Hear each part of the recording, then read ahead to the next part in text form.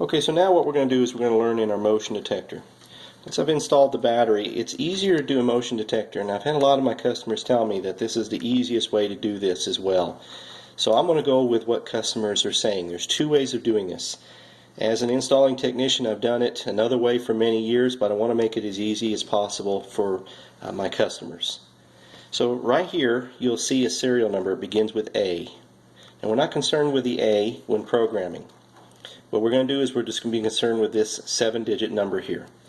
So we're going to add right here onto zone 7 is where I want it to be. So I hit edit and I go to serial number, and now I'm going to enter that serial number 0200162.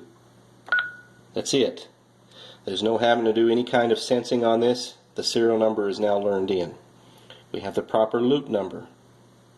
Now, since this is the only motion detector that I have, we're not really going to give it any kind of description like upstairs, downstairs, basement, or any other description that we need to do.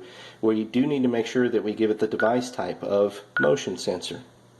You'll notice interior follower. That means that when you arm this device in stay mode, it is not armed. It allows you to move through the house. Only your perimeter is on. Interior follower also means that while in entry-exit delay timing, the motion detector will not contact an alarm, or cause an alarm, excuse me. We do want it to report. We do not want a chime, but you can put a chime on there.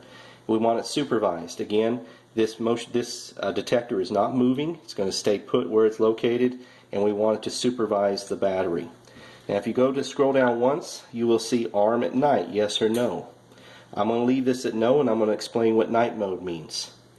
Remember, we said that when you arm it in stay, a motion detector will automatically be off. It allows you to move around the house. But let's say you have a large house. You sleep upstairs. You have a basement with a motion detector. In other words, if you got up in the middle of the night, there's no way you would cross this motion detector, and you want that area secure. You will then hit arm at night, yes. And that will mean that when you press stay or arm at night, which we're going to show you here in a little bit, this motion detector will remain on during your sleep. So that's how you program in a motion detector.